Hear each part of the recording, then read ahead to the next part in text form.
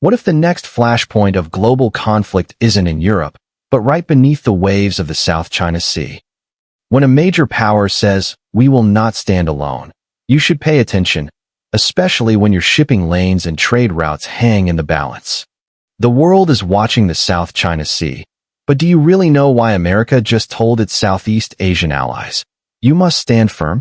Discussions in Kuala Lumpur. The United States Defense Secretary Pete Hegseth issued a pointed call to the Southeast Asian nations. Stand firm and strengthen your maritime defenses against what he described as China's increasingly destabilizing activity in the South China Sea.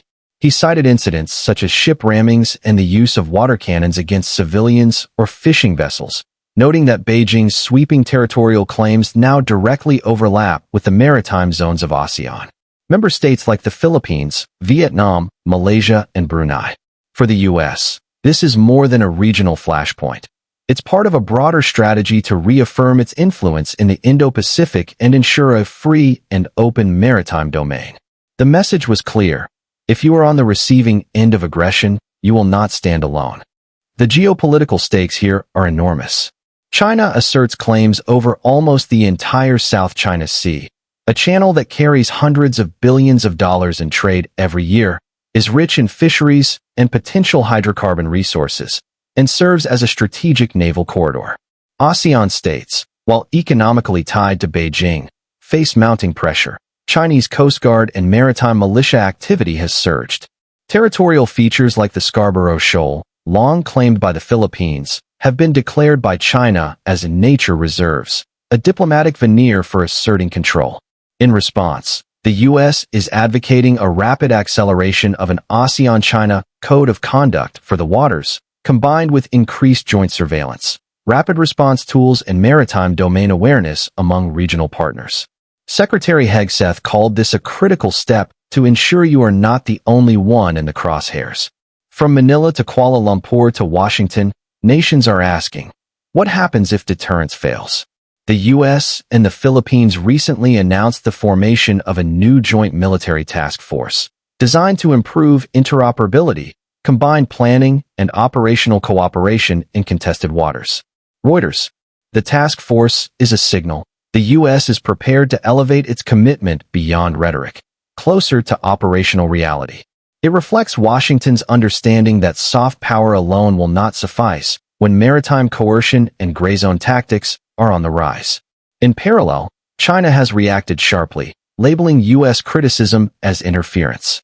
PLA Southern Theater Command spokespersons called the Philippines' exercises with the U.S., Australia, and New Zealand provocative, and warned that regional peace and stability are at risk. For your audience, this isn't distant geopolitics. Every major sea lane, every container ship, every fishery and offshore installation in these waters could suddenly become part of the strategic chessboard. Let's turn to local implications. ASEAN nations are walking a tightrope. On one hand, they depend heavily on trade and investment from China. On the other, they face increasing military and diplomatic pressure. A regional bloc historically inclined toward consensus and non-alignment now confronts a hard choice. Malaysia, Vietnam, Indonesia, and the Philippines must now make decisions, strengthen maritime enforcement, build joint task surveillance, invest in Coast Guard technology, or risk incremental loss of sovereignty. The U.S. sees this as a moment of truth. Maritime cooperation exercises scheduled for December with the U.S.-ASEAN partnership are meant to send a signal. But the real measure will be tangible. Will regional forces show up? Will the ship classes, surveillance networks, rapid response caps, and multilateral drills match the rhetoric? In the broader strategic lens, the U.S. message is tacit but forceful. There must be credible capacity behind commitment. Without it, the risk is that China's maritime advantage becomes normalized. So where does this leave us? For watchers around the world, this is a story to track. It's about seas, sovereignty, power, and trade. And it's happening now. If you were advising an ASEAN country, what would you prioritize? Maritime domain awareness? Coast Guard integration? Offshore infrastructure? Or economic hedging with China? For channel viewers, drop your thoughts in the comments. What should be the top priority for Southeast Asia and the U.S.? And subscribe if you want more breakdowns on major global shifts affecting trade, security, and power. Because this matter doesn't stay hidden in the headlines. It shapes voyages, supply chains, maritime rights, and in many ways, the security architecture of the next decade. Stay tuned and stay aware.